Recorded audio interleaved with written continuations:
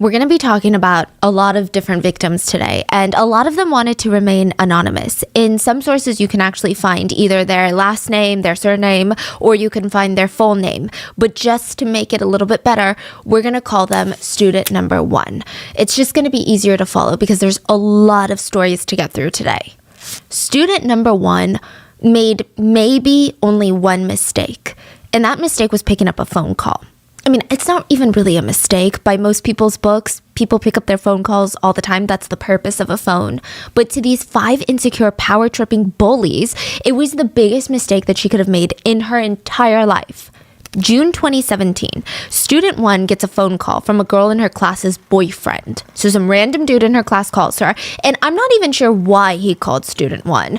Either it was random, maybe he had to ask her a question, maybe he wanted to talk to her, or maybe the girlfriend told him to call. I really don't know if it was a setup, but he calls student 1, she picks up, and that's it. There's no cheating, there's no affair, there's no flirting, nothing. Student 1 simply picked up an incoming call. And that is why 5 girls in her grade decided to beat her an inch of her life the very first time. They forced student 1 out of her house, hit her with flip-flops, demanding to know why she would even dare pick up this guy's phone call. Like, what's wrong with you? Are you a slut? They forced her to come to this karaoke bar. They call it norebangs in Korea, and it's a little bit different from the Western karaoke bars. You can actually rent private rooms. You have this big screen in your private room and these microphones. It's so loud. So they turn up the music in that norebang. They start hitting her with the microphone over and over on the head. They're punching her. They beat her until she was covered with her own blood. Thankfully, student 1 was alive. She did the right thing.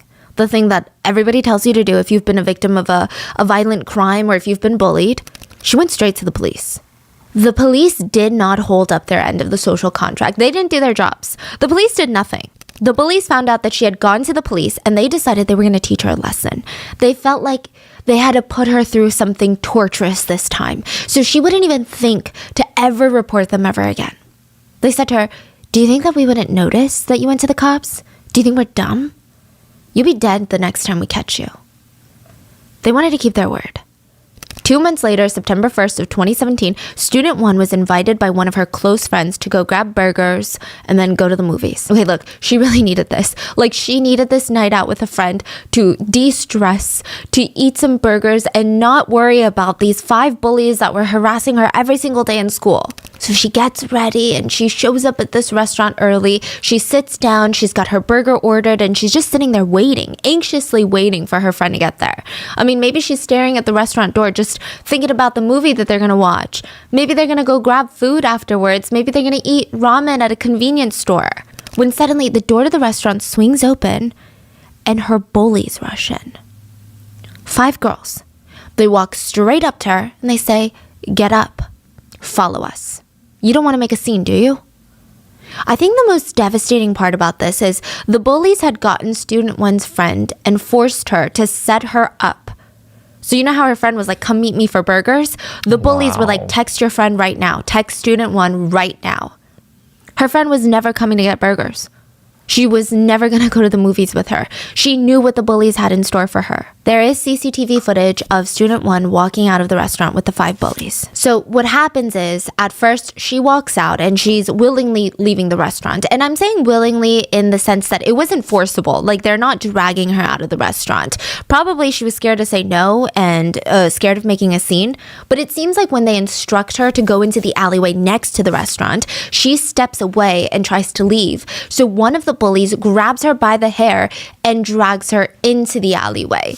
And almost immediately after, I'm sure while they're still in view of the main road, because the alleyway, it's not like it's just, there's a turn immediately. Like, you've seen an alleyway from the main road. You can see straight down it. Right afterwards, a police car is seen driving past the alleyway. Wow. The police fail her a second time. They keep driving. Whether they saw her or not is unclear, but the result was nothing and nobody was stopped.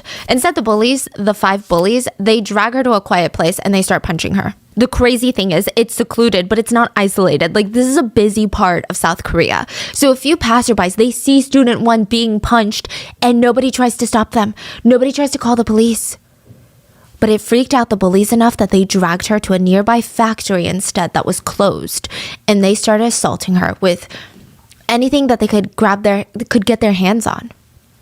Out of the 5 bullies, it was mainly 2 girls doing most of the physical abuse. But there were still 3 girls just standing there, yelling, threatening the victim, watching as their friends assaulted her with iron pipes, glass soju bottles, bricks, chairs. They used a knife to cut her skin, and they burned her with cigarettes, and they found this vitamin 500 glass bottle. It's like these vitamin supplements in South Korea, and they're in these tiny glass bottles, and the glass is thick. It's probably thicker than a beer glass. And they start hitting student 1 with it, and they're screaming and laughing. How come this bottle won't break? Let's just hit her till the bottle breaks. They were laughing as they said this.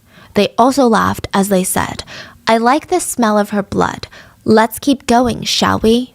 The victim was suffering from serious injuries to her jaw, the back of her head. She was bleeding everywhere, and they complained, God, why is she bleeding so much? Her blood is dirty. At one point, student 1 passes out, loses consciousness, and the bullies say, let's beat her up more since we're already guilty of attempted murder. Might as well. They tortured her for nearly 2 hours, and they did all of this thinking that they were going to get away with it, thinking that they taught her a lesson. They had no idea that they were recorded by the CCTV near the factory. The whole 2 hours of the assault was recorded, which I don't even know if they care. Because they were caught on camera, and I'm going to show you this footage, forcing student 1 onto her knees, like the begging pose, like pleading for her life, and taking pictures of her with the flash on. I don't know, as some sort of sick evidence of their torture, like a trophy. Yeah, I mean, I guess they wanted to show it to others of like this, look what we did to her. Look what will happen if you go to the police and tell on us. They would later share this picture. The kneeling photo or... Oh my gosh. So the CCTV is in black and white, but every inch of this student 1's body was covered in blood. Like, I'm talking her hair is caked in blood. Every part of her arm and legs are covered in her own blood. They took this picture with the flash on, and one of the bullies would actually send this to a senior upperclassman. And in South Korea, the social hierarchy of age is very intense. I'm sure you guys are familiar with this by now, but if you're a junior in high school, the sophomores in high school are usually bowing 90 degrees to you when they see you in the hallways. Like, it's not even an upperclassman, underclassman type of ordeal. Like, it's very serious. There's even a term you call someone like 언니, 오빠, 형, 누나, right? And the bully sends it to an 언니. So this is who's someone older than her, and someone that she actually is somewhat scared of. Maybe the bully's bully. I have no idea. But she sends this picture, and the 언니 texted back, what did you do? I hit a kid. They'll say it's attempted murder. Do you think I went overboard? You did that? Did you do it alone? You're a real psycho, LOL. Did you and your friend do it together? Answer me. She doesn't respond. So the 언니 texts back, answer me, you bitch. Are you really sending this to me right now, asking if it's okay? Oh, I'm getting really tired of you now. You need to control yourself better. That conversation is the most chilling, weird, normal, natural conversation I've ever heard. Like, what is going on? That's why a lot of people had a problem with this conversation once it started getting public, because that's not how you react to a picture like this. You don't just say, I'm getting sick of you. You've been acting up these days. Yeah. To a picture like this. But thankfully, the 언니 does do something about it. She kind of sleeps on it, but she ends up bringing this picture to the police. And the 5 teenagers would be taken in by authorities, and only 2 would be charged as the main perpetrators. The only reason that they were caught is because this 언니 sent the picture into the police. When the bullies found out that the 언니 had reported them, they just scurried to turn themselves into the police, not because they felt remorse, not because they wanted to serve their time for their heinous crime, but they heard that judges are easier on them if they turn themselves in first. When they were questioned on why they did this, they said the victim was being rude to an 언니, which means, an upperclassman, which is a straight up lie. They did this because her boyfriend called student 1, and student 1, being a normal human being, picked up a phone call. Yeah.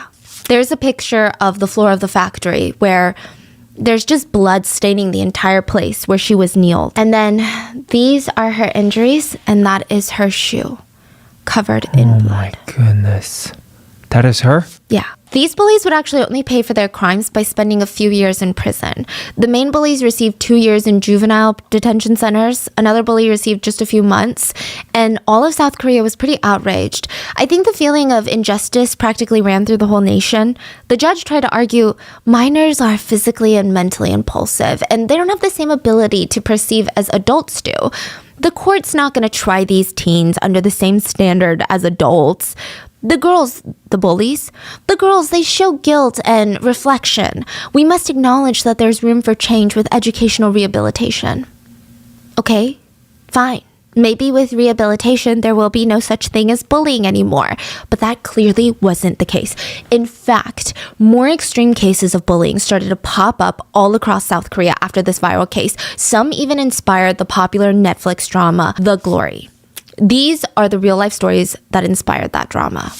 Full show notes are available at rottenmangopodcast.com, as well as resources if you're being bullied or if you've been having darker thoughts. Please seek out help. I'm going to leave a few links and hotlines in the description. But with that being said, there's also going to be a content warning for intense bullying, school violence, and taking of one's life. And just know that if you're feeling bullied or feeling alone, you're not alone. There are people out there that can help you, that you can talk to. And I know it feels hard, so please just check the resources. And another thing, this isn't necessarily in the show notes, but The Glory on Netflix is a 16-episode Korean drama that's been widely talked about. I actually made like 3 videos on it, okay? We've covered the whole series on our other podcast channel, Miss Mango Butter, Baking a Mystery, Baking a Murder, where we cover like fictional thriller shows, movies, and books. I can leave a link to those, but honestly, The Glory itself, the K-drama on Netflix, has been really good, and it's been touted as a prime example of the saying, art imitates life. So The Glory follows the story of a woman named Moon Dong-eun, who's on this path of just pure revenge. Like, she's been plotting this revenge for nearly 20 years of her life. The story goes, she was bullied in high school by a group of rich kids. And this is no, like, normal bullying, not that there is any, but she was permanently disfigured. The bullies had held her down while they burned her arms and legs with a curling iron. They beat her, they sexually assaulted her, and they all got away with it. Back in high school, Dong-eun had tried to tell the school officials. She tried to tell the police about the bullying. They all refused to take action because the rich kids had powerful parents, that these administrators, that these police officers wanted to be on their good side. High school Dong-eun, she couldn't handle the mental and physical torture. So multiple times she contemplates and almost goes through with taking her own life. And in the end, I guess something in her just snaps. She decides, I'm not gonna end my life. I'm gonna get revenge. And she feels like her life is over already. Why die? And then what? These bullies are gonna go on living their best lives bullying more people? So she sets off on this 20-year-old journey to commit the perfect revenge to make sure that the bullies get what's coming to them. So the drama follows Dong-eun and the bullies that are now in their late 30s. And I think what makes this show different from all the other Korean dramas in the past that have just shown aspects of high school bullying is, which side note, Korean dramas do have a lot of depictions of school bullying. I remember being shocked watching Boys Over Flowers, and there's so many clips where the main character gets bullied by having rich students throw eggs at her. She walks into the school, they're throwing eggs at her and pouring bags of flour onto her. I remember showing my mom and being like, that's crazy. And she's like, yeah, Korean bullying is that crazy. It was the weirdest thing. But The Glory is even more intense than that. But I think what makes it stand out is it's a pretty close and honest depiction of bullying in South Korea. Like, maybe not the revenge, but the bullying aspect. Like, just how deep the layers of school bullying are. The police corruption, the school administrators' negligence, their motives to make this school seem like the perfect school, intimidation of victims, parents using their money to get away with things, letting their kids get away with things. Like, it makes sense, especially in a country like South Korea, that this K-drama became one of the most anticipated releases in a while. Which, side note, this is so pertinent to the story later. But all the actors and actresses were screened for past school bullying records because the directors and producers wanted to make sure nobody in the drama was later exposed for being a bully in real life. Can you imagine that? Exactly. Imagine one of the bullies on the drama is like a real life bully. So keep this in How mind do they for screen later. that, I wonder? Like, hey, let me just talk to all your classmates. And Yeah, I wonder if they go back to your school records, but none of these stay on the school records. Exactly. Do they get a PI? Yeah, it's... Or do they do the most basic search? And even today, like, people are getting exposed day by day, right? Okay, so the bullying thing in Korea has become such a shit show. A lot of K-pop idols and actors and actresses, just anyone in mainstream Korean news is constantly being accused of bullying. Some of them are true bullies, but recently we've seen a trend of false allegations of bullying. And it's completely ruined multiple people's careers. Yeah, because, I think that's the problem with being a true victim and these false allegations is that it happened so long ago that there might not be enough evidence. And so it's a really tricky situation. Yeah, very tricky. Yeah, I'm not exactly sure how they would screen for something like that, but keep this in mind because maybe they didn't screen everyone. Okay? Just keep that in mind. So The Glory, it might seem like this really well-written show, and it is, but in the art imitates life kind of way. People start immediately drawing connections between the show and real-life bullying cases that were well-known in South Korea like many years ago. And the show is not just a genius Netflix idea. It was based off these true stories. And there's 3 central themes that The Glory explores. And all these themes have real life cases that they were inspired by. The 3 elements, the 3 themes are bullying, suicide, and revenge. Those are like the key themes in this whole K-drama. So let's explore the real life cases. The most standout aspect of the bullying in the show is that the bullies are burning Moon Dong-eun, the protagonist, with a curling iron. They're literally holding her down, taunting her, telling her that they're going to use her skin as a way to check the temperature of the curling iron to see if it's hot enough for their hair. In 2006, Chung, a middle schooler, again, I don't want to use her full name, I believe you can find it, but let's call her Student 2 for privacy reasons. Student 2 was hospitalized for 2 months. She had traumatic injuries all over her body. Her parents, doctors, even the police were called to the hospital when she was brought in because, they were alerted, they were alarmed. They were confused on how she got these injuries to begin with. They were concerned for her current health state, her mental state. It's almost like she didn't even realize that she was in pain, though. The whole time, she's just begging her parents, you have to let me transfer to a different school. You have to let me transfer to a different school. It's a bit of an odd reaction. The parents are more concerned about, what happened to you? Who did this to you? Why do you care about transferring to a new school right now?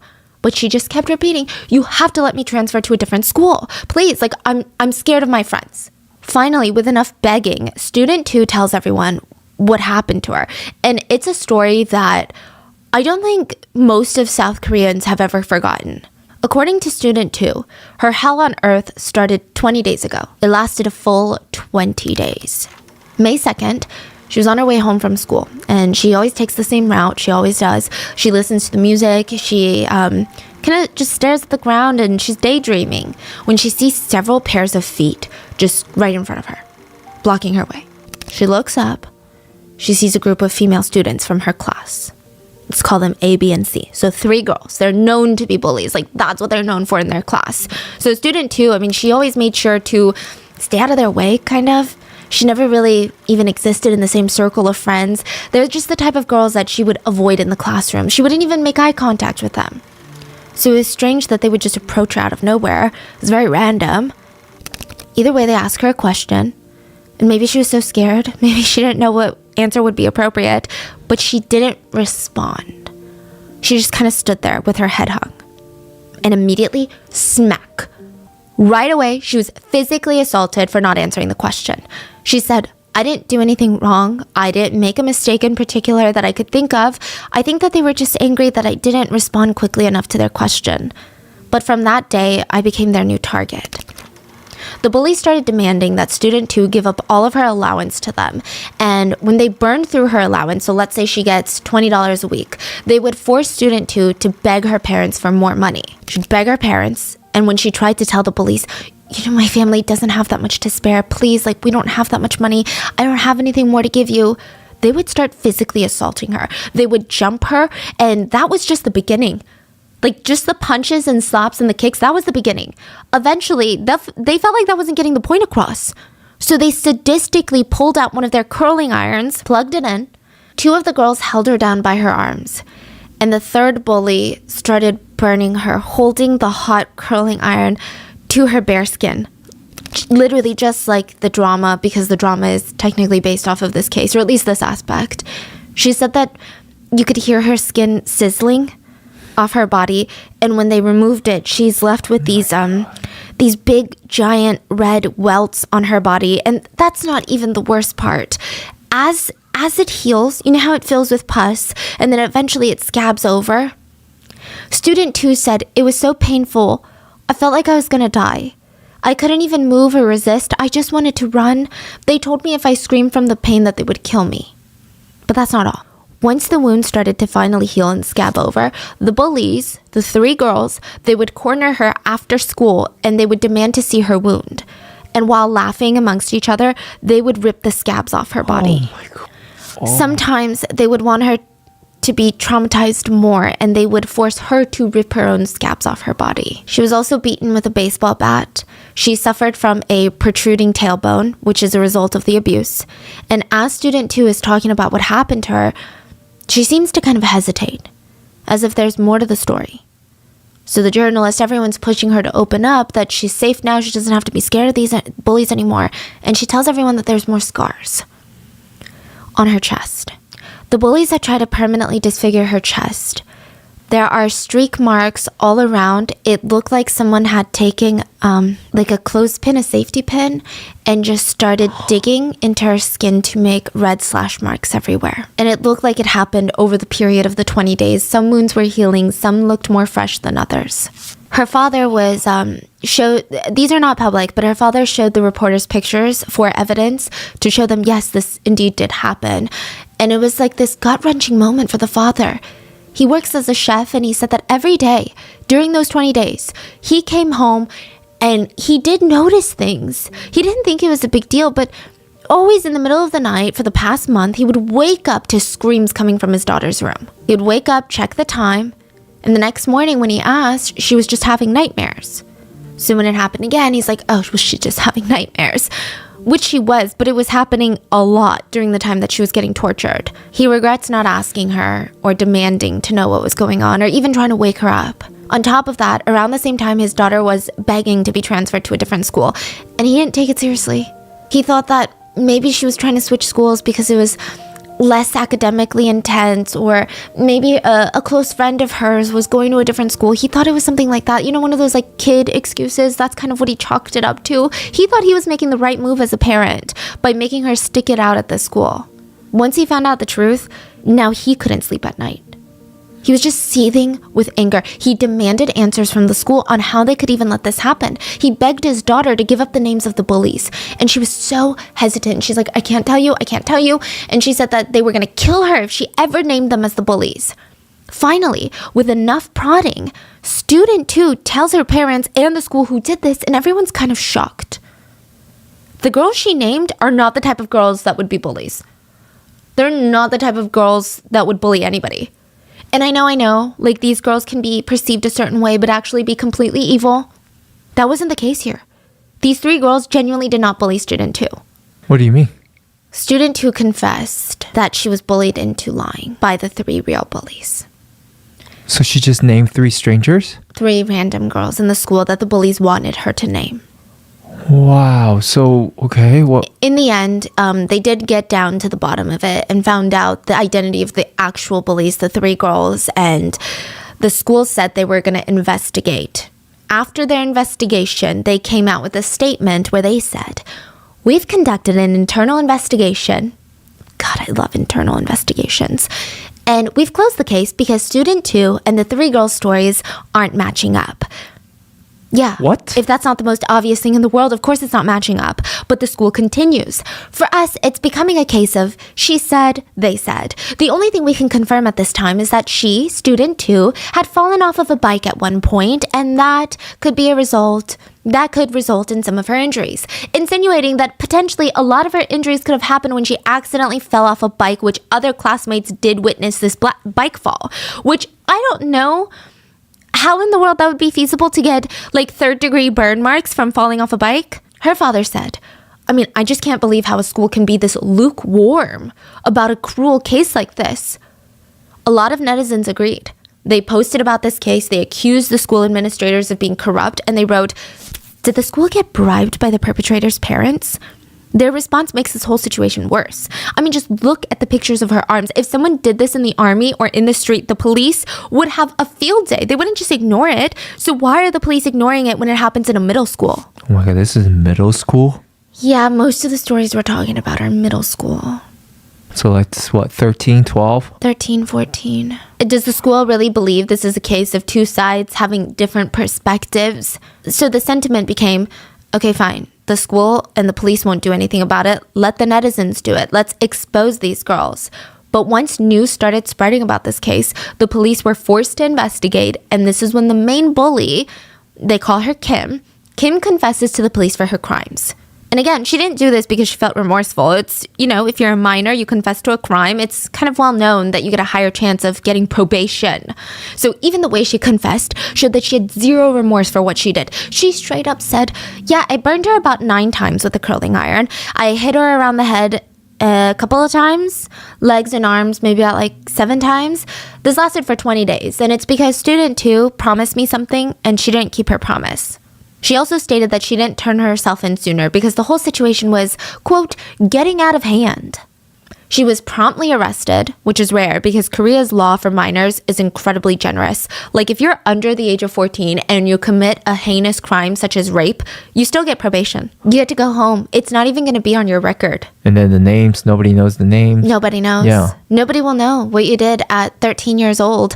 And I'm sure that will only escalate when you're 23, 33. The judge said, I arrested this girl because I wanted to set a precedent for how serious school bullying is in South Korea. Kim was arrested and sentenced, but I don't know what kind of precedent this judge was really trying to set out other than maybe trying to look good for a second there in the press. Because at the time, nobody knew the extent of her sentencing. He was like, this is private confidential information in the eyes of the law. We can't let it be known. So people move on. We don't know if we're looking at juvenile detention center. We don't know if we're looking at probation, 2 days community service. The teachers involved in the case were also investigated and had administrative punishment, which is unknown again what the extent was that because the school refused to tell reporters, but I imagine a week paid time off, which is not a real punishment. Meanwhile, student 2 has to live with the mental scars of this for the rest of her life. After 2 months in inpatient care, 2 months, she had to go to a psychiatric hospital. And this is in 2006, right? So this all passes over. And then with the glory trending recently, a lot of people are revisiting this case. And netizens are still furious. And there was an interesting question that was brought up. Like, do you think that these bullies grew up and regret what they did? Do you think that they live with shame and hate? There was so much newfound interest in this case and interest in what happened to that evil middle schooler. Like, what did she grow up to be? Now, obviously, we can't hunt this girl down, but huge news networks were able to dig into her sentencing in 2006 when the judge was like, I want to set a precedent for how we're going to take bullying seriously. Kim, the main perpetrator, was sentenced to probation, meaning she was basically arrested for show and went straight back home to her family that night. The only punishment, if you can even call it that, was that an officer might stop by her house once in a while to make sure she's following the laws and not bullying people. This is probably the lightest punishment that she could have ever received. This is also not going to stay on her permanent record, meaning she could go into any career field after torturing a middle schooler to the point of scarring her for life. She could go on to be a police officer. We don't know what she is right now. She could be a police officer, a doctor, worker, yeah. Yes, a nurse, truly, whatever she wants. And maybe she did become a healthcare worker. Like, can you imagine that? Not knowing that the doctor that you're supposed to trust with your life and health permanently scarred someone for the fun of it? Because that's exactly what happened to student number 3. Student 3, Park Sang-min, so she is in a whole news network recently. She has fully released her identity, but we're going to call her Student 3. She's 31 years old right now. And her 2 bullies had burned her arms in middle school with a hair straightener. They had literally clamped her arm into a hair straightener. The 2 bullies would go on to become a nurse and a social worker. At 31 years old, Student 3 was trying to move on with her life. I mean, as best as she could, right? She still couldn't wear short sleeves during the summers in Korea, which, if you know, it's scorching hot. Every time she wore short sleeves, she said that she would catch a glimpse of herself in the mirror and she would just burst into tears. But sometimes she would try to be strong. She'd be like, you know what? I'm going to wear this short sleeve. Who cares, right? And then she would walk out of her room and she would see her parents' eyes fall to her arms. And she would just see their whole energy, their mood shift. They would get emotional. They would get angry. And she didn't want to dig up these complicated buried memories again for everyone. So she never really wore short sleeves. She also really couldn't go out to the hair salon without feeling anxious. And all of this has to do with the fact that in second year of middle school, so like the 7th grade, bullies had forced her down, grabbed a hair straightener, clamped it on her arm for 5 minutes. Yeah, 5 minutes, leaving her with a permanent scar for the rest of her life. It didn't start like that, though. The bullying escalated over the course of a year till it got so bad, finally someone noticed. And it didn't start with a hair straightener. It actually started with $1. Student 3 said that she was minding her own business. And kind of similar to the last story, but 2 of the girls in her grade came up to her and asked to borrow $1. She's like, okay, these were random girls asking me for $1. I'm just going to give it to them. The next day, they asked for another $1. Okay, maybe they're hungry, they forgot their lunch or something. She gives them another $1. And soon, they're not borrowing dollars, they're demanding money. They would walk over and instead of, hey, can I borrow $1? It's like, hey, give me $1. And it wasn't just $1 anymore. It was suddenly $10, $30, $50, $100. When she asked them, wait, why do I need to give you this money? Like, I'm so confused. You haven't paid me back. What are you even using this money for? Like, why are you taking my money? They would say, because your existence is an inconvenience to me. So pay up. And maybe if it had stopped there at the financial bullying, maybe the trauma wouldn't be as life-altering, but eventually she ran out of allowance money to give them. They started becoming physical with her. They started slapping her and beating her. They would drag her to one of the girls' houses. So, Bully A's house, and they would use her as a punching bag for hours. They would just make her sit in the corner of the room, and these bullies would sit and giggle, gaggle, gossip, and then the minute that they felt a little bit of anger rise in their system, they would walk over and just torture her for the fun of it. Later in interviews, people were confused about this. They asked her, why did you go to the girls' houses? Couldn't you have just called for help or left? I mean, surely they didn't drag you all the way. Like, someone would have noticed if they're dragging you by the hair, right? They also asked how the bully's parents never realized that they were keeping a girl in the room just to bully her. Sometimes the bullying was for days. The bullies were very resourceful. They threatened student 3 that if she didn't follow them back to girl A's house, they would go and find her little brother and physically assault him instead. This was the threat that they constantly hung over her head. That's also why she never told the authorities, school administrators, or even her parents. She knew that the bullies would probably get off light anyway, and her brother would be their new target. So I think this is where the system is wrong. I think if you're in a situation like that, you can tell the administrators and something does take action to the point where they cannot hurt you or your loved ones, then of course people are going to say something. As for the bully A's parents, she lied to them. She's like, Amma, this is my friend and she just ran away from home. Her mom is super abusive and she's even contemplating suicide. I just want to be there for her as a friend. Is it okay if she sleeps over for a few days? The mom would be like, wow, daughter, you're such a good friend. And since Bully A's parents would both work really long hours, they would all be at Bully A's house and using student 3 as a punching bag. The abuse went from punching and slapping to grabbing a fork and stabbing it all over her body, like head to toe.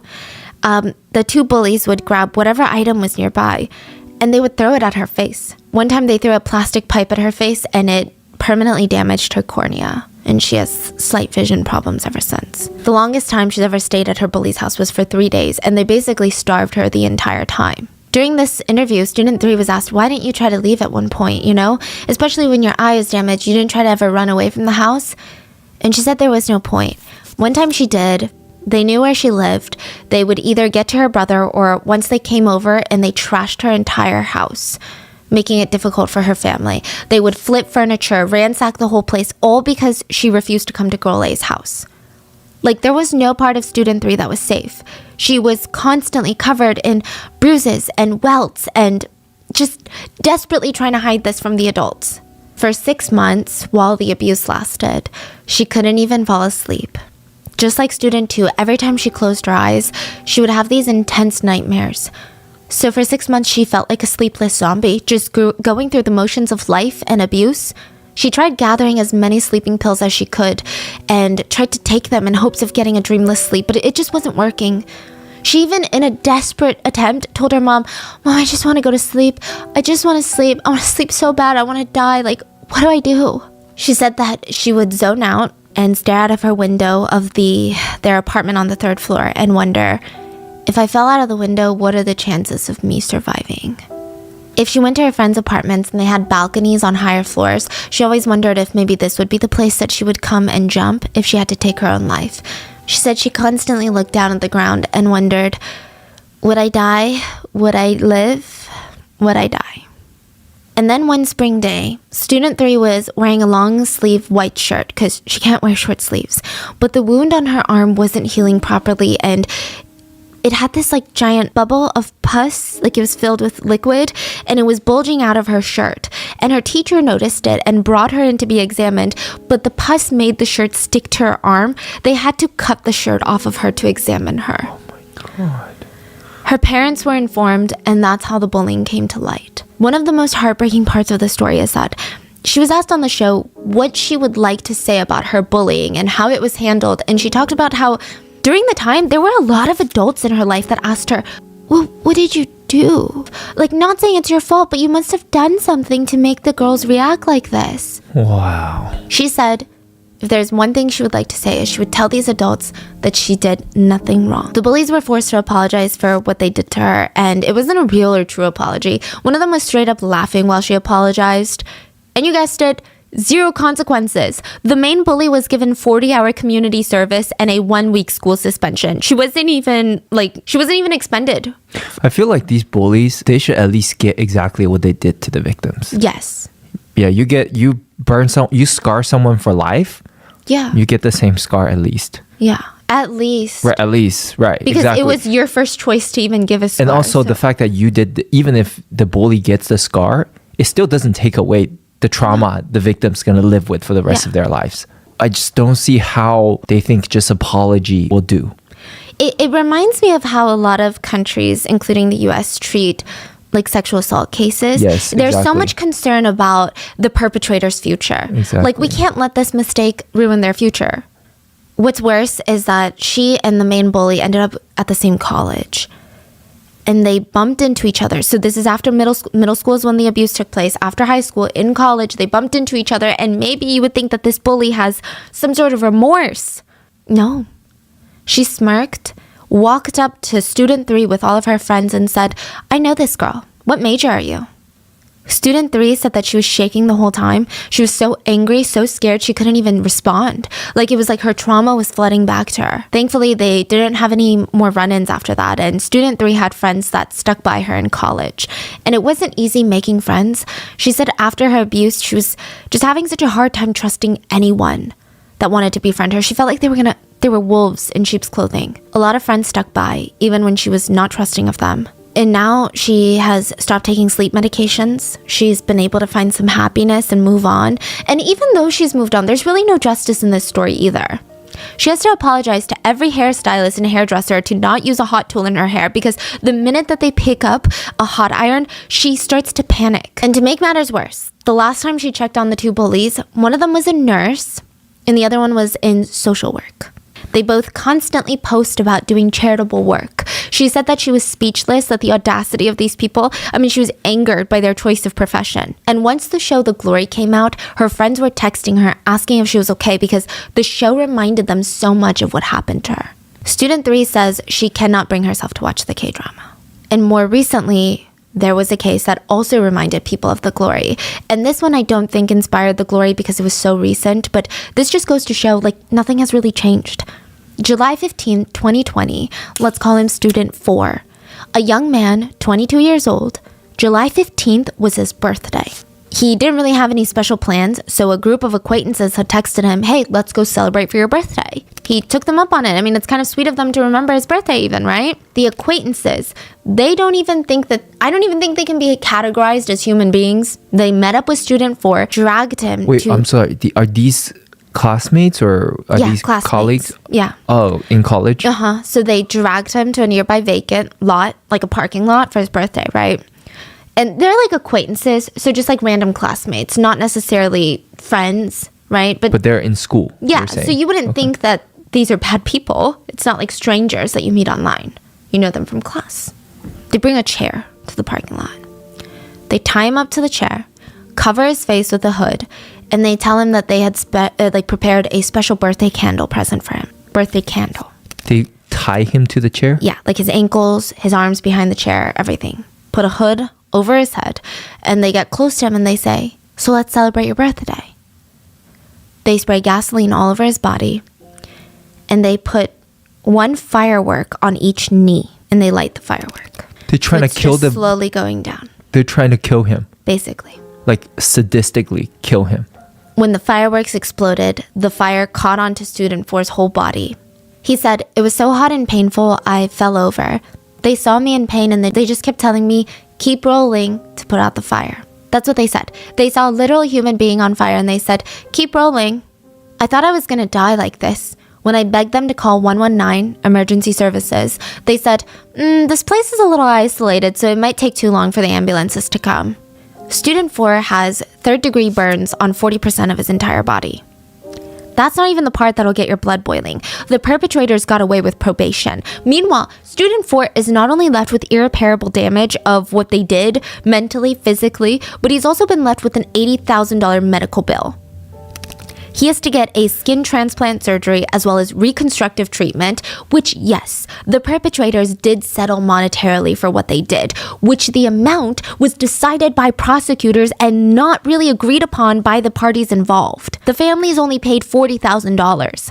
Student 4's family demanded the bullies pay the rest, and they all said, "Well, what do you want us to do? We don't have money." There is a current civil suit against the bullies, but I mean, the fact that we're even here is wild. Student 4's family is filing a lawsuit because the justice system couldn't get them justice the first time around. So how is the case being handled like this? Originally in 2020, I think that this received a lot of attention, but with the glory being a big conversation, it's become there's a resurgence on this topic. The case has gotten a lot more attention in the public eye, and people are so unhappy. Like, the parallels between the drama, the corruption from the legal system side. Netizens wrote, "Is the prosecutor on this case They lit someone on fire and they're getting probation?" To all the prosecutors in this country, how exactly are you calculating these crimes? How do attempted murderers end up with probation? Does the victim need to die for perpetrators to be punished? A person was almost burned to death and probation? You guys are crazy people. Are you joking? Someone commented what a lot of us are probably thinking right now. Throw them all in jail and set them on fire. Student 4's mom said, "It doesn't matter what we wanted. The prosecutors didn't care. The prosecutors didn't care what we had to say. They just gave them probation. When I asked for medical fees to be covered, everyone just shrugs and say, they don't have money. So what can we do?" And maybe these feel like extreme cases, which they are. But it doesn't change the fact that school bullying and primarily school violence is a huge problem. I think that's maybe another reason, probably why people continues to bully, because of the consequences. Nobody's scared. Nobody's terrified of the consequences. It's like laughable, the consequences people get. I think you would get heavy punishment for cheating in South Korean schools versus physically assaulting someone. Like, for cheating, getting caught cheating, unless you're the kid of a rich parent, yeah, you might be expelled. I think also there's so many elements that have to do with school violence in South Korea. And I just want to put a disclaimer. I think school violence is prevalent everywhere. I think just in different forms. So in the US, we're pretty familiar with how school violence takes place. In South Korea, there's so many different elements of why it happens like this. There's the seniority complex between how even when you're 15, you have to bow down and properly greet people that are 16. I'm not talking adults, not the elderly, not your parents' friends. You have to talk to them with a completely different vernacular. It's called 존댓말. It's to show respect. There's all of these things, and it's just, there's so many elements to it. Also, the teachers and school administrators in these schools are so focused on their careers, and they're so focused on making sure that they look good. And when you're a school administrator and there's bullying in your school, you look bad because you can't even handle kids. Yeah. So there's so many problems with this. Again, corruption in schools, corruption in the government. There was a man appointed, Cheongju, as the chief of the National Office of Investigations. He was appointed. This is like a heavy title, huge political office, okay? One of his job duties was to investigate extreme cases of school violence in schools in Korea, right? He had to resign after 1 day in office. And I'll tell you why. It was revealed that the first day in office, he used his position to help his son avoid punishment for bullying and school violence. Wow.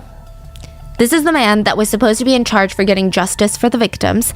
His son was a bully, and he helped cover it up. And his son goes to the Harvard of South Korea, Seouldae. Like, where are the consequences for any of these people? Just like in The Glory. It's like literally K-drama. This Yes. is like even in K-drama you're like, ugh, this can't be real. Exactly. In K-drama, you're like, this is so far-fetched. Nobody really does that. Like, that's so an abuse of power. How do you get away with it? I think another huge incentive for authorities is that the law is so lenient to minors, it's almost seen as not really worth the work to investigate school bullying, because you're going to investigate, spend all these resources, and then what, the 14-year-old is going to get probation anyway? So there needs to be something changed about the law. Yes. So a lot of South Koreans have been arguing for lowering the age of the responsibility. And right now it's 14. They want to keep lowering it. I think recently it was lowered to 13. There should be a whole different set of laws for school violence, I think. Side note, the government does try to make it seem like they're doing a lot to stop violence, like installing more CCTV cameras near schools. But it's not really helping. There's about 20,000 CCTV cameras nearby schools around Seoul. 93% of them are said to be so low in resolution, it can't even identify who the bully is. Like potato. It's so grainy. You can't tell which student is who. You can't tell which student is being beat and which student is beating. So I don't know why they're trying to pat themselves on the back for this. And again, I'm not trying to say South Korea is the only one that's bad. I mean, again, look at what's going on in schools all around the world. It's horrible. But nearly 1 in 10 students in Korean schools, elementary through high school, 1 in 10 have suffered from school violence. Not just bullying, not verbal bullying, not being an outcast, not being a social pariah. I'm talking violence. 1 in 10. That's 10 out of every 100 students that is physically assaulted in school. We've talked about student 1, 2, 3, and 4 out of the 100. Let's talk about student 5. This case caused international outrage. In 2021, a Mongolian student living in South Korea was tortured for 6 hours by school bullies. 6 hours. They recorded the assault. They tried to sell it to other classmates for $5. The video. That's so freaking crazy. Like all these cases, they record it. Yes. All these bullying. They take pictures, they record it, they brag about it, they send it to their friends and classmates. It's like a sick thing they do. I see a lot of people liken it to gang activity. So in gang activity, you almost flaunt your crimes as a threat to others. Like, you see what I'm willing to do, right? You see what I've done. I'm not even scared. I guess it's supposed to establish some sort of street credit. I mean, they do get away with it. So, I can't even call them stupid because the law is stupid and they get away with it. So, student 5, the Mongolian student, had moved to South Korea about 10 years ago. So, she's 14. She's basically been born and raised in South Korea. Like, not really, but she came here when she's 4. It's as much her home as it is anybody else's. But there are 4 excuses of a human being that did not think so. They basically kidnap student 5, kidnap her around midnight, July 3rd of 2021. They hold her for 6 hours, beat her. They humiliate her by placing her underwear on her head, taking videos of that. They wrote racist slurs on her forehead. They tied her up. They punched her over and over in the face. They were so proud of themselves. Like I said, they tried to sell this footage to their fellow classmates. Eventually, they were taken in by authorities. 2 were sentenced to a juvenile center, but 2 of them, since they were younger than 14, they couldn't even be held criminally responsible. And it's not just the older kids. Student 6 was 9 years old when her nightmare started. Like, these kids that we've been talking about so far have been 14, 15, and that's so young. That's so young. But student 6 was 9 years old. This is a very recent case in the winter of 2022. So just a couple months ago, a 12-year-old boy had called up student 6, a 9-year-old girl that he went to the same school as. She's in 3rd grade.